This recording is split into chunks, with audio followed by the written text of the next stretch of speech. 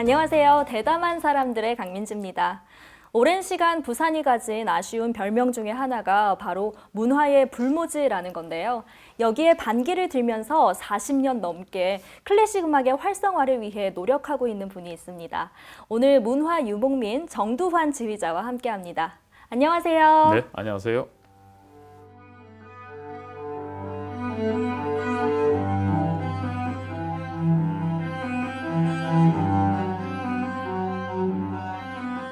헤어스타일부터 벌써 막 지휘자의 냄새가 풀풀 풍기는데요. 와, 멋있으세요. 그렇지도 않죠. 문화 유목민이라고 제가 소개를 했는데 이게 어떤 의미인지 궁금해요. 네, 문화 유목민 그러면 사람들이 뭐 많은 생각을 합니다. 유목민, 다른 말로 하면은 뭐 떠돌아다니니까 거지죠. 근데 문화 그러니까 더 돈 안 되는 거지. 뭐 이런 이야기들을 하는데 문화 유목민이라고 제가 이름을 붙인 이유는 유목민은 사실은 누군가를 위해서 존재하는 사람이거든요. 그 누군가가 누구냐면은 자기 가축들이죠. 떠도는 것 같지만은 분명한 곳이 정해져 있습니다. 있네요. 네. 예, 그 가축들이 푸른 초장에 갈 수 있게끔 인도하는 사람이죠. 유목민은. 근데 문화라는 단어를 붙이면 우리 세상에 문화의 흐름에 큰 초장을 만들겠다. 그래서 많은 사람들이 함께 놀 수 있는 공간을 만들었으면 좋겠다라는 뜻이죠. 그래서 문화유목민이라고 붙였습니다. 와, 멋진 의미인데요. 이 문화 유목민으로서 이 클래식 음악 활성화를 위해 엄청 다양한 활동을 하고 계시다고 들었는데 어떤 활동들을 하시나요? 뭐 어떤 다양하다기보다는 그 문화판을 좀 키우고 싶다라는 그 이유죠. 그리고 뭐 토크 콘서트, 그다음에 영화, 철학, 음악과의 만남 이런 여러 가지 오케스트라부터 지금 현재는 아직까지는 제가 학교 선생님으로 있으니까요. 예. 그래서 학생들하고 함께 노는 것까지 하고 있습니다. 아, 그럼 시작은 학교 선생님이었어요? 음악 네. 선생님? 네, 학교 제가 중학교 선생으로 시작했죠. 음악 선생으로요. 아, 전혀 생각을 못했어요. 네. 근데 보통 선생님들은 매일 아이들을 가르치기도 바쁘신데 네. 이렇게 영역이 확장된 계기가 있었어요? 저는 처음부터 선생님이 하고 싶은 생각이 없었어요. 아, 그래요? 예. 근데 우연한 기회에 선생님이 됐고, 선생님을 하는 과정에 이게 제 생업이 된 거죠. 저는 생업과 본업을 구분했었거든요. 생업은 제가 먹고 사는 문제, 그리고 우리 가족의 생계의 문제이기 때문에 돈을 벌기 위한 일이요? 최선을 다해서 제가 생업에 충실하죠. 하지만 생업이 끝나는 그 순간부터는 제가 예술가로서의 본업에 굉장히 충실했죠. 그러니까 양자병립한다는 게 참 쉽지는 않았지만은 어느 한쪽도 소홀하지 않으려고 노력했던 것이 결국은 한쪽에 힘들 때 다른 한쪽에서 치유하는 효과를 받게 되는 거죠. 양자병립이라는 게 한쪽이 힘들 때 다른 한쪽에서 치유해주는 힘을 알고 나면은 충분히 병립이 가능하다 이런 생각이죠.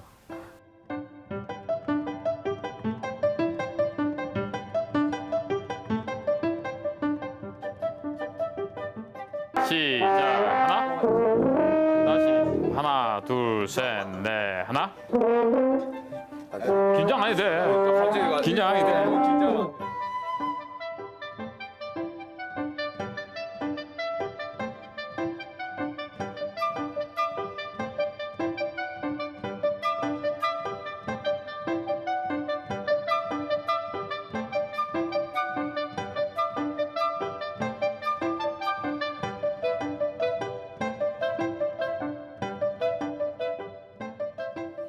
그럼 클래식 음악을 알리기 위해서 외부적으로 강의 같은 것도 하셨어요? 네, 외부적인 강의는 정말 많이 했죠. 가장 길게 한 강의가 정도환의 화요음악 강좌라고. 화요음악 강좌. 예, 네. 매주 화요일마다 제가 시민들을 만나는 그런 불특정 다수의 시민들과 함께 음악 이야기를 나누는 강의를 이제 21년을 했었죠. 21년이요? 네, 네. 21년간 한 번도 빠짐없이 매주 하신 거예요? 예, 거의 그렇다고 보시면 와, 되죠. 그러면 횟수로 따지면 어느 정도예요? 지금 현재 752회가 되고 있습니다. 와, 대단하세요. 네. 한 번도 불참하지 않으시고. 뭐 특별히 뭐 놀아야 되는 상황이 아니면은 노는 일이 없었죠. 아니, 전 이거 네. 100회 넘었다고 얼마 전에 와, 혼자 박수 치고 네. 그랬는데 제가 명함도 못 내밀겠는데요? 네. 와, 대단하세요. 그건 뭐 늘 하다 보면 그때가 왔습니다. 그러니까 752회를 한 것이 아니고요. 매 회를 했는데 시간이 지나니까 그렇게 752회가 된 거죠. 그렇게 가르칠 게 많아요, 선생님? 클래식에 대해서? 전 한 번도 가르쳐 본 적이 없어요. 그냥 같이 이야기를 나눈 거죠.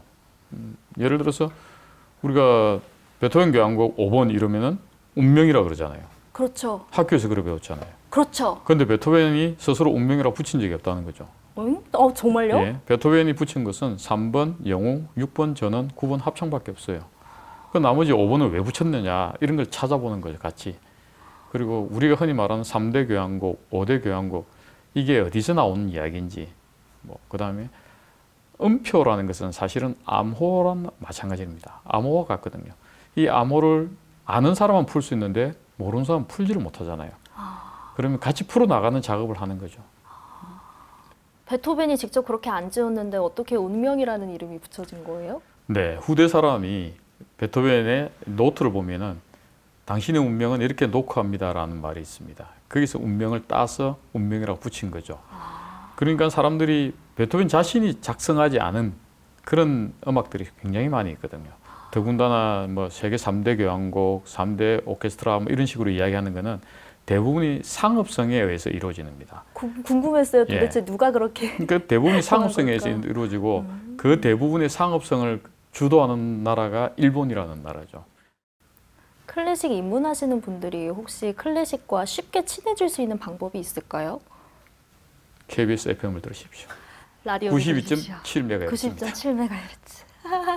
하루 종일 틀어놓으면 네. 클래식 다 들을 수 있을 것 같아요. 아, 그럼요. 클래식만 듣는 게 아니고 뭐 월드뮤직, 국악까지, 우리 음악까지 다 들을 수 있습니다. 그러다 마음에 드는 게 있으면 요즘 유튜브 좋잖아요.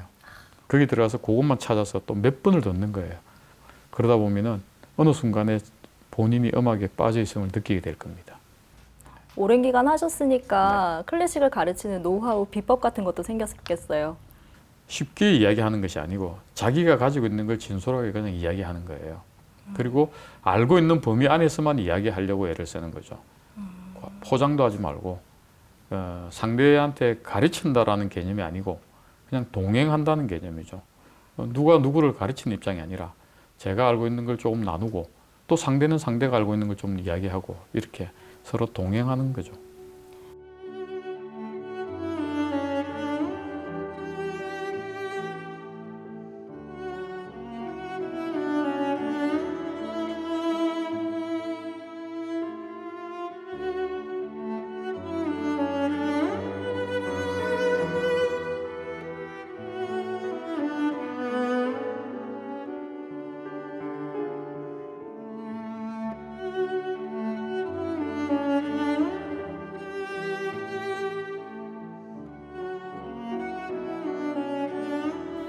저는 클래식 하면 오케스트라가 가장 먼저 떠오르거든요. 예. 혹시 오케스트라 관련 활동도 하시나요? 네, 오케스트라는 제가 97년부터 오케스트라 활동을 시작했거든요. 와우, 제가 97년생인데요. 97년부터 오케스트라 활동을 시작했는데 제가 단체를 만들기도 하고 모 방송교향악단은 지금 2003년도에 만들어서 지금까지 제가 상임지휘자로 있는데 그 매년 연주에 다양한 연주를 하고 있거든요. 제가 2013년부터는 고등학교에 관악부 브라스 밴드 있는 학교에 제가 발령을 받으면서 밴드부의 역할이라든지 또는 현재 우리 부산 오케스트라의 가장 약한 부분이 취약한 부분이 브라스 쪽이에요. 아, 그렇군요. 그래서 이걸 어떻게 살릴 수 없을까 해서 지금 10년 넘게 그 작업을 하고 있는데 영화의 전당에서 매년 5월달부터 9월달 사이에 두레라움 윈드 오케스트라라고 있습니다. 그걸 제가 지금 지휘를 10년 넘게 하고 있는데 그 시민들한테 무료로 윈드를 소리를 들려주는 거죠. 그 소리를 또 들려주면서 우리 학교에는 관악부 학생들에게 윈드를 또 좀 더 활성화시킬 수 있는 방법을 끊임없이 가르쳐주고 있고 함께 하려고 하는 거죠. 어때요? 고등학교 학생들을 가르치는 건 또 다른 느낌일 것 같아요. 사실은 뭐 가르친다는 입장에서 보면은 고등학생들이 가장 좋습니다. 진짜요? 지금 네. 앞에 선생님 응원한다고 앉아있는데 예! 응원하고 계세요. 왜냐하면 제 친구들이 가장 좋은 이유가 소리도 한번 내본 적이 없고 악기를 모르는 아이들이 정말 음악에 아무것도 모르는 친구들이 백지 들어와요. 상태네요. 그런데 그 중에 어떤 친구는 음대를 진학을 합니다. 취미를 찾은 거죠. 실제로 그런 적이 예. 있었어요? 그 가는 학교마다 음대를 가는 아이들이 나오죠. 근데 그 친구들은 보면은 방학 때도 나오고 평일에도 밤 10시까지, 9시, 10시까지 남아서 연습을 해요. 그건 자기가 하고 싶은 게 전혀 없던 아이들이 뭔가를 하고 싶다라는 마음이 들어서 열심히 하는 모습 보고 있으면은 정말 좋죠. 아주 기분도 좋고 그 친구가 힘든 길을 가는데 어차피 세상은 사는 게 힘든 길인데 자기가 하고 싶은 걸 하면서 갈 수 있다라는 걸 그걸 찾아주고 함께 한다는 게 참 기쁜 일이죠. 어떨 때는. 클래식이 엄청 대중화되어 있지는 않은데 네. 이곳에서 오케스트라를 꾸리는 게 쉽지는 않을 것 같은데요. 시행착오도 많으셨겠어요. 많죠. 그리고 뭐 사실은 제가 좀 그렇지만은 생계의 위협을 느낀 적도 있고 굉장히 많죠. 많은데 어차피 태어날 때 빈손인데 갈 때도 빈손인데 굳이 그 돈을 모으는 목적보다는 저는 사람을 많이 만드는 사람을 많이 만나는 그게 훨씬 많이 남지 않을까 그런 생각을 하는 거죠. 다 사람 속에 사는 거니까. 부산을 두고 문화의 불모지다 이런 말들을 하는데 네. 현장에서 느끼시기에 부산의 현실은 어땠어요? 저는 부산을 문화의 노다지라고 생각하는 사람이거든요. 똑같은 불모지라고 생각하지만은 불모지를 누군가가 개척하면 노다지가 되는 거거든요. 그래서 우리가 같이 개척하자는 개념으로 노다지라는 불모지 대신에 노다지라는 말을 쓰게 되면 훨씬 더 효율적이지 않을까 하는 생각인데 아직도 조금 네거티브한 용어로 많이 쓰고 있죠.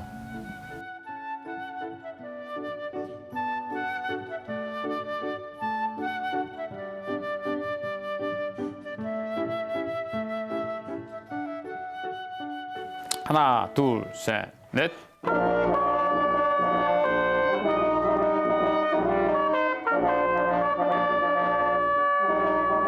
천천히.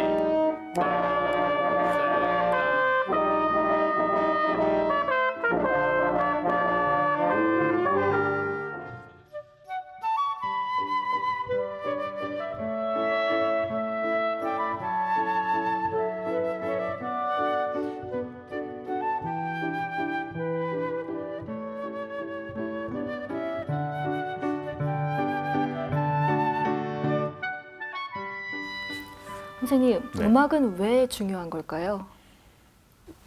스님께서 살아계시는 동안에 소리 없는 세상을 단 한 분이라도 살 수 있을까요? 없죠. 이왕 듣는 소리라면 좋은 소리를 듣고 싶죠. 그죠? 그 좋은 소리가 어떤 소리일까요? 내가 즐길 수 있는 소리죠. 그냥 즐기는 소리는 음악이잖아요. 그래서 음악이 소중한 거죠. 마지막으로 앞으로의 계획 한번 말씀해 주시죠. 음악하는 사람들, 음악을 좋아하는 사람들, 음악을 함께 하고 싶은 사람들과 만나서 이야기하고 연주하고 시민들을 만나고 뭐 그렇게 살고 싶습니다. 오늘 선생님 이야기 들으면서 음악을 나 자신만 향유하는 것이 아니라 다른 사람들과 동행하면서 함께하고 싶다. 그 개념이 굉장히 새롭기도 하고 저도 동참하고 싶다 그런 생각이 들었거든요. 네. 저 다음 주 화요일에 한번 강좌 들으러 가보겠습니다. 언제든지 환영합니다. 오늘 이야기 나눠주셔서 정말 감사드립니다. 네, 감사합니다.